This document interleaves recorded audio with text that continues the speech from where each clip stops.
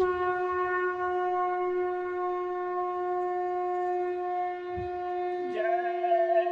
गुरुदेव। जय गुरुदेव।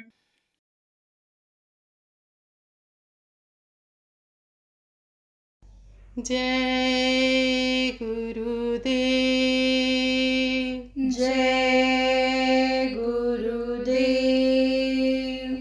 करो जतन सखी साईं मिलन की, करो जतन सखी साईं मिलन की, करो जतन सखी साईं मिलन की, करो जतन सखी साईं मिलन की। गुड़िया गुड़वा सुप सुपलिया, गुड़िया गुड़वा सूप सुपलिया, तज दे बुद्धि लर कैया खेलन की, तज दे बुद्धि लरे कैया खेलन की। करो जतन सखी साईं मिलन की, करो जतन सखी साईं मिलन की। देवता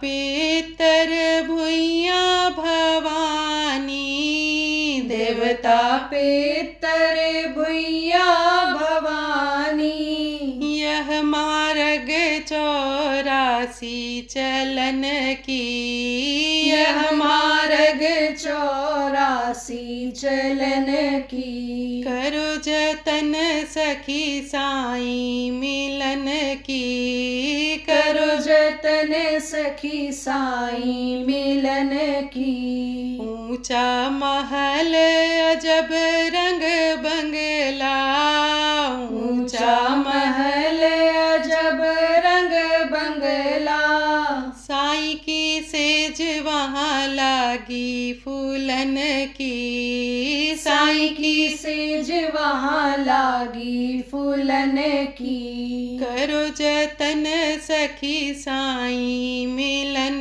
की, करो जतन सखी साईं मिलन की। तन मन धन सब अर्पण करके, तन मन धन सब अर्पण करके, सूरत संभाल पढ़ू पैया सजन की, सूरत संभाल पढ़ू पैया सजन की। करो जतन सखी साईं मिलन की, करो जतन सखी साईं मिलन की। कहे कबीर सुनो भाई साधो, कहे कबीर सुनो भाई साधो, कुंजी बता दूं ताला खोलन की, कुंजी बता दूं ताला खोलन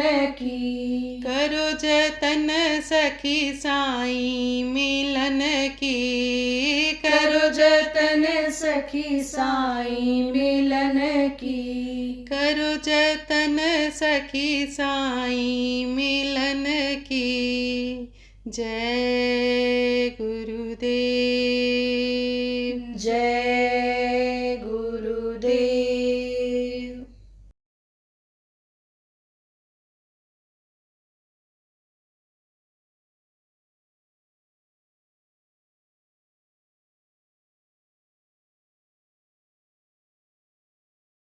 मन तो एक ही है, जहाँ लगाओगे वहीं तो रहेगा। नानक साहब गए थे उधर, कहाँ, लाहौर की तरफ, तो देखने में दाढ़ी बाल था, इससे कपड़ा पहने हुए थे। तो एक मस्जिद के पास से जा रहे थे, तो वहाँ पर एक पकड़ ले गया उनको, कहा काफिर, नमाज का वक्त हो रहा है, तू कहाँ जा रहा है उधर, चल ये मस्जिद है, नमाज पढ़। हाँ, वही बेचारे चले गए तो सब लोग तो वहाँ उठें बैठें, ऐसे करें, उठें बैठें, नमाज पढ़ें, और वो खड़े खड़े ऐसे देखें नानक साहब। तो उस वक्त तो समझो कोई बोला नहीं, जैसे अभी यहाँ बैठाया जाता है ना, कि आँख बंद करो ध्यान लगाओ, तो कुछ लोग तो बंद ही नहीं करते हैं और कुछ लोग कपड़ा वपड़ा डाल लेते हैं। तो आधा घंटा 1 घंटा बैठाया गया तो उसी में कई बार खोलते हैं आँख को, बंद करते हैं, खोलते हैं, फिर बंद करते हैं। और कुछ ऐसे होते हैं सुराख से ऐसे देखते रहते हैं, देखने तो लगे लेकिन कपड़े के बीच का जो सुराख होता है उसी में देखते रहते हैं, कब कह दें बाबा आँख खोल दो, आँख खोल दो, आँख खोल दो। ऐसे ही पूजा पाठ में सब लोग एकाग्र नहीं होते हैं। कोई भी पूजा पाठ हो एकाग्र हो। मंदिर में भी कोई अगर जाए और घंटों अगर मूर्तियों की आँखों में ही अगर देखता रहे तो उसका मन जो है वो कंसंट्रेट जिसको कहते हैं, यानी एक जगह पर नहीं रुकने लग जाएगा। लेकिन कहाँ देखता है, वो तो जाते हैं लोग मंदिरों में भी तो बही खाता के बारे में पूछते हैं, टैक्स कैसे बचावें, जीएसटी कैसे बचावें, कैसे अन्य माल को खरीदें 1 का 4 गुना हो जाए, क्या चीज़ मिला दें कि वजन बढ़ जाए, ये सब बातें करते हैं लोग।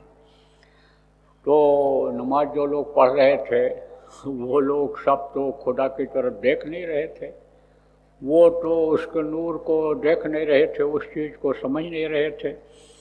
तो आप ये समझो प्रेम कि वो इनकी तरफ कोई देख रहा था, कोई जो है ये क्या कर रहे हैं ऐसा देख रहा था। कई लोगों ने देखा कि ये न तो उठ रहे हैं न बैठ रहे हैं, ये तो खड़े हैं ऐसे।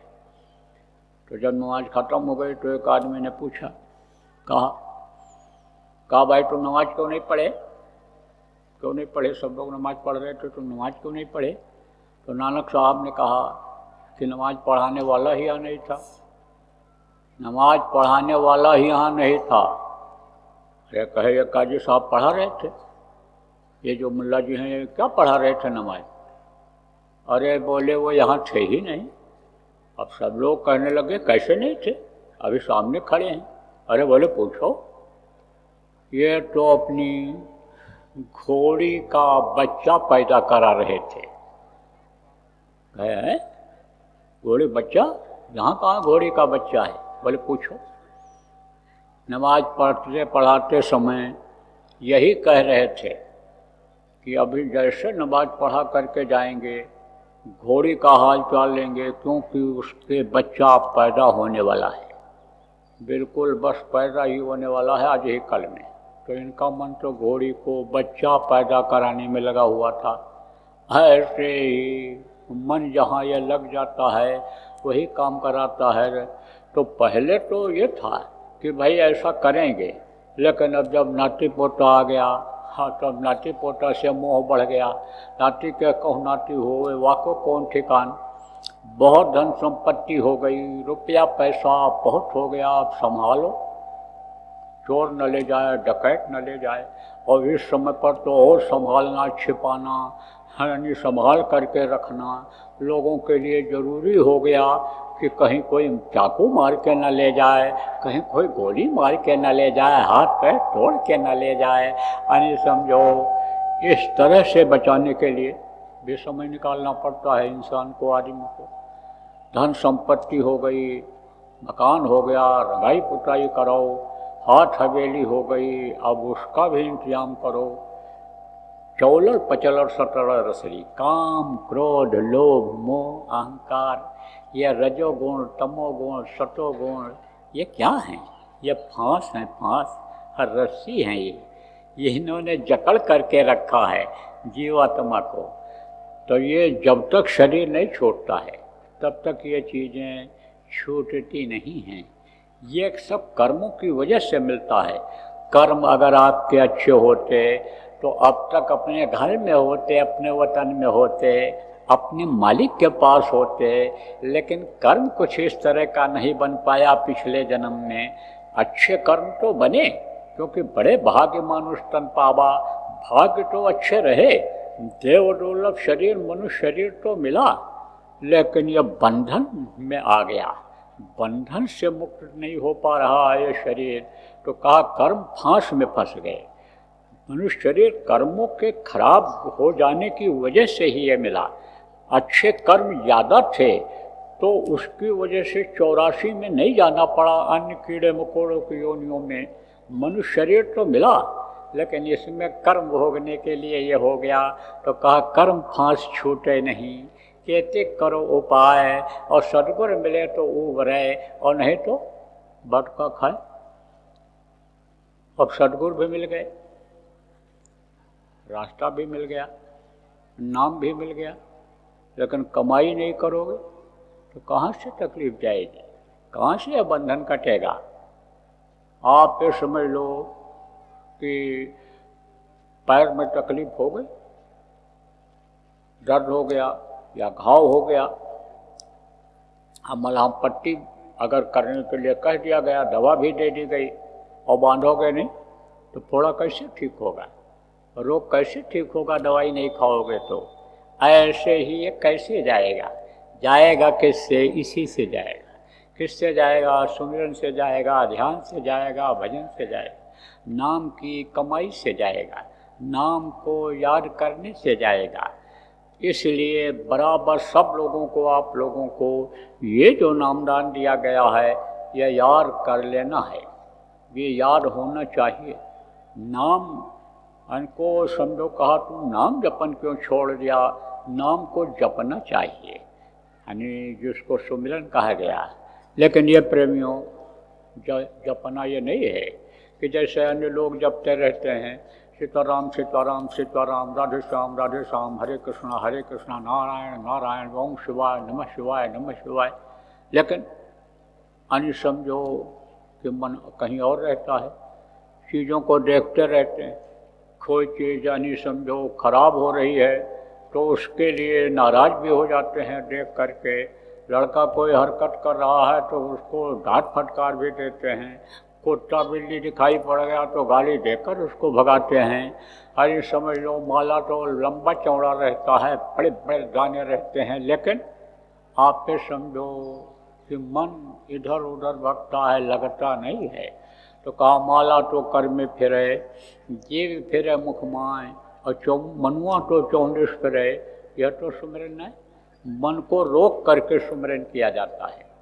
और ये जाप नहीं है कि जैसे लोग जाप करते हैं, ये जाप नहीं है। ये तो यह है कि जिसके नाम को लिया जाए, उनके रूप को याद किया जाए और मन उनके रूप पर ही रहे। तो अब तो अभी देखा नहीं है, और रूप तो वो आपको दिखाई नहीं पड़ा। ना अपनी जीवात्मा का रूप आपने देखा, न प्रभु को देखा, ना देवी देवताओं को देखा, ना ये जो धनी हैं जिनका नाम बताया गया उनको देखा है। तो जो बता देते हैं, इनको गुरु कहा जाता है, जो नाम को देने वाले होते हैं, बताने वाले होते हैं, उन पर विश्वास किया जाता है। बहुत से लोगों को विश्वास ही नहीं होता है। बहुत से लोग करनी नहीं करना चाहते हैं और फल तुरंत पाना चाहते हैं, इसलिए उनको विश्वास नहीं होता है। करनी करने से ही होता है। देखो ना, कहा गया धीरे धीरे रे मना, धीरे ही सब होए। धीरे धीरे रे मना, धीरे से सब होए। और माली सींचे पेड़ को, ऋतु आए फल होए। देखो पेड़ लगाते हो, अब कहो लगाने के बाद तुरंत हमको फल मिल जाए, कैसे मिलेगा? सिंचाई करनी पड़ेगी, उसकी रखवाली करनी पड़ेगी उसकी। यानी समझो जब गुड़ाई करोगे, सिंचाई करोगे, पौधा बड़ा होगा, समय आएगा, तभी तो फल मिलेगा। ऐसे ही यानी समझो लगे रहना चाहिए, तुरंत की इच्छा नहीं करके करना चाहिए। तो लगे रहोगे तो दया हो जाएगी। कहा गया पड़ा रहे दरबार में, धक्का धनी का खाए, और कभी तो गरीब नवाजाई, जो दर छाड़ न जाए। जो दर को नहीं छोड़ते हैं, दर पर बैठे रहते हैं, लगे रहते हैं, उनको यानी किसी न किसी दिन जब दया हो जाती है तो वो दे देता है, मिल जाता है।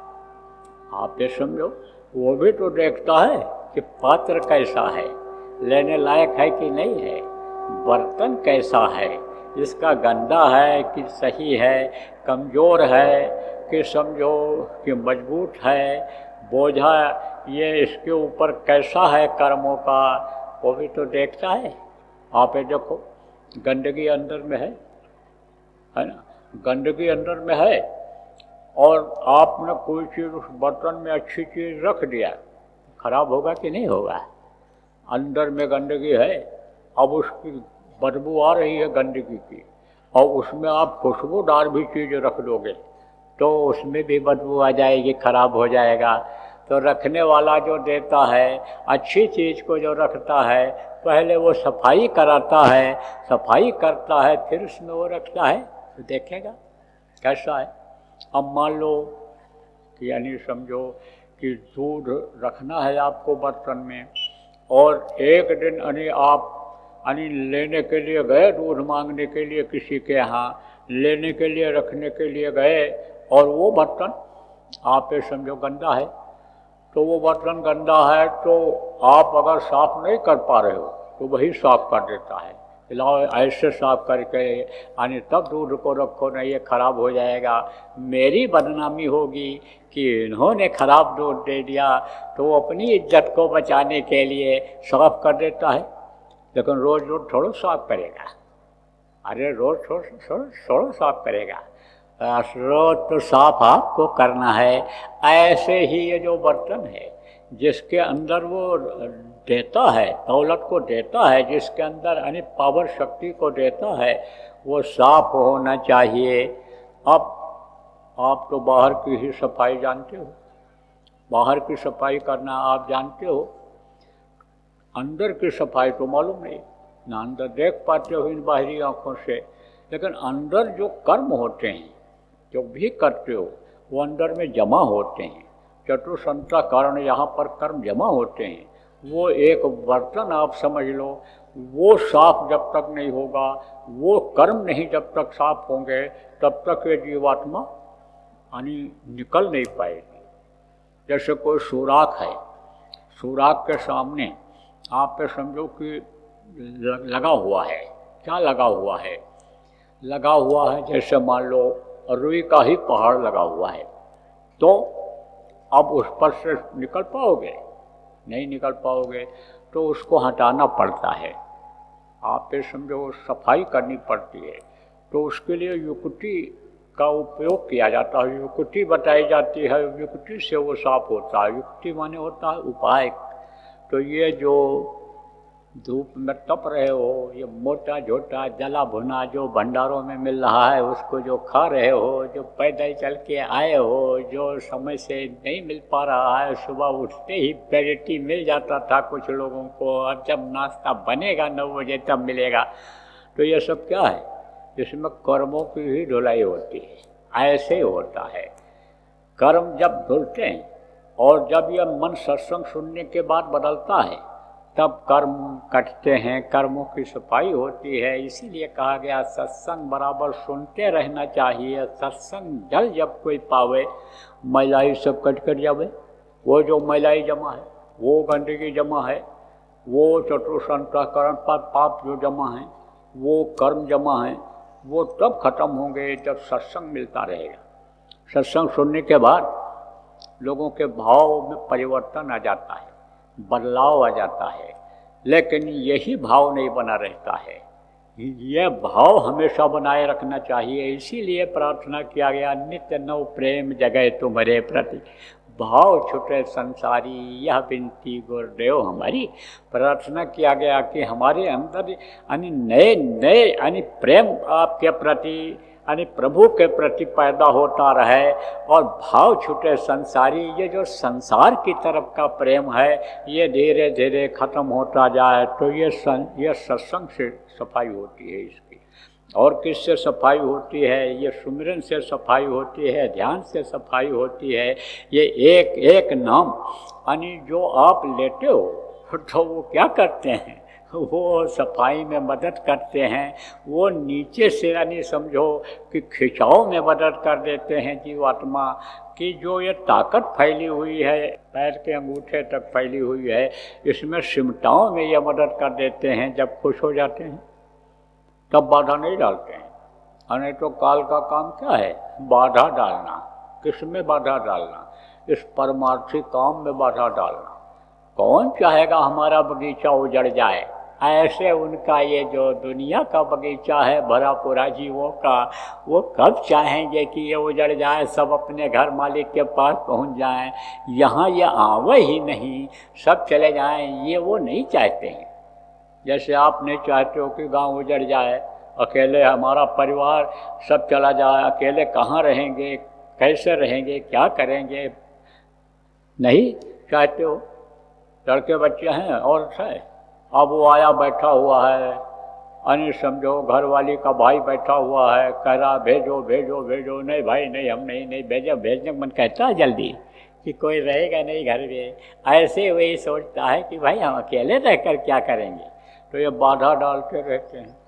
लेकिन ये बाधा हटती है, जैसे बाधाएं जीवन में आदमी के आती हैं, बाधाएं हटती हैं। किससे हटती हैं? संकल्प से हटती हैं।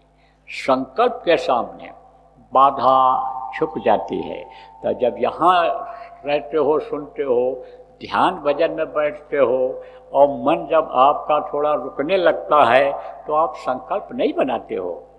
संकल्प बना करके जाना चाहिए कि हम अब भजन रोज करेंगे, ध्यान रोज करेंगे, सुमिरन हम रोज करेंगे, और अगर इसमें मन नहीं लगेगा तो समझ लो सेवा करेंगे, क्योंकि सेवा से भी कर्म करते हैं, सेवा से भी लेना देना अदा होता है।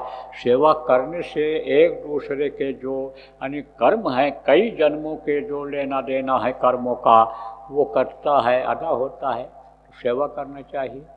अब देखो, अपने बाल बच्चों की सेवा तो सब करते हैं, लेकिन जो दूसरे के बाल बच्चे का ध्यान रखता है वो सेवा मानी जाती है।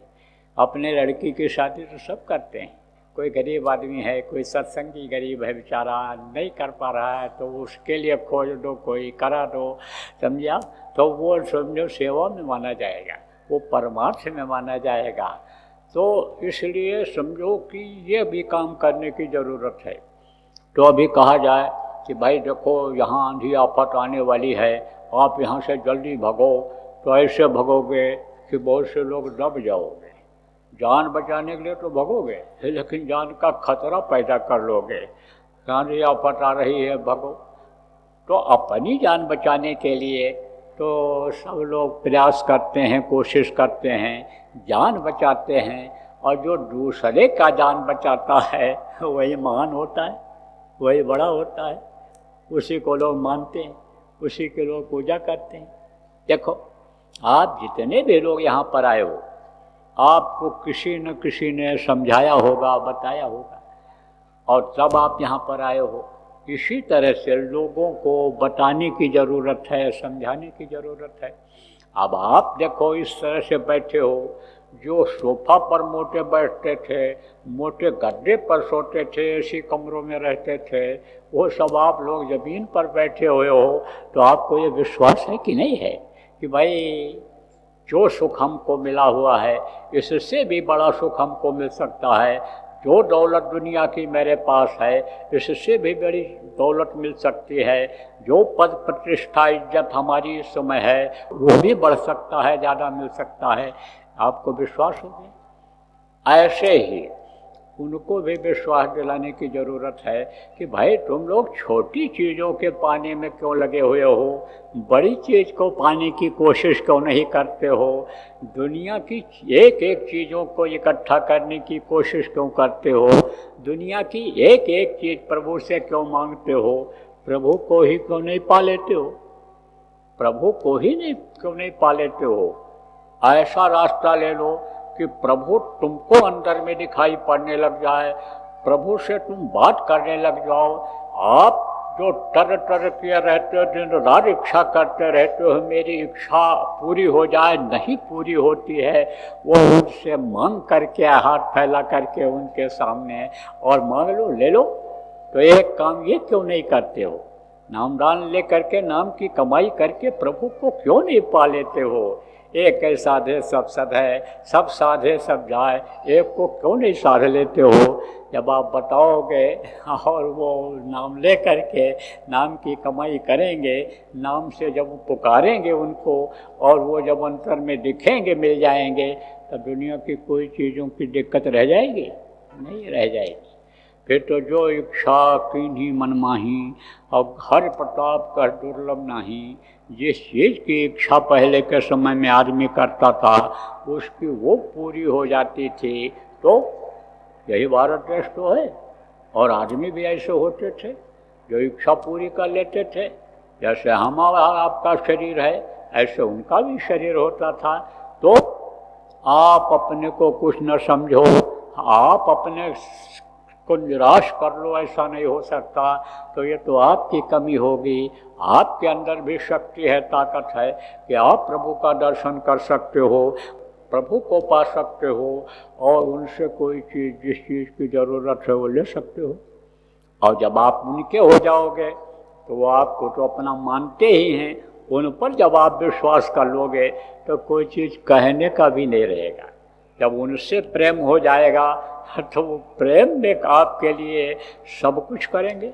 फिर तो यही होता था ना कि जब उनसे प्रेम हो जाता तो जो इच्छा की नहीं मनमाई, जिस चीज़ की इच्छा करते वो चीज़ हाजिर हो जाती है। और दुनिया की चीज़ें क्या, हाँ समझो कि ऊपरे लोगों की चीज़ें ये आसान हो जाती हैं। तो प्रेमियों, सेवा का भी बड़ा लाभ मिलता है। जान बचाना बहुत बड़ा पुण्य का काम होता है। और कर्मों की सज़ा से कोई बच नहीं पाया आज तक। कर्मों की सज़ा सबको मिली है। तो लोगों को अगर कर्मों की सज़ा मिलने लग गई और यही कुदरत जो रक्षक है, यही भक्षक अगर बन गई, यही सूरज जो रोशनी दे करके और जो गर्मी दे करके विकारों को दूर करता है, अंधेरा को दूर करता है, यही सूरज की रोशनी अगर तेज हो गई तो अभी तो समझो कि आप यहाँ बैठे हो। लेकिन सुबह के समय में दोपहर जैसी गर्मी जब हो जाएगी और दोपहर में अनित्य शरीर जलने लगेगा, तपने लगेगा, ये खालें जैसे गर्म पानी पड़ जाता है, ये उजड़ जाती हैं, ऐसे उजड़ने लगेंगी तब। तो यही रक्षक हैं। और जब इनके नियम का उल्लंघन हो जाता है, इनके नियम के अनुसार लोग नहीं करते हैं, तो यही भक्षक हो जाते हैं।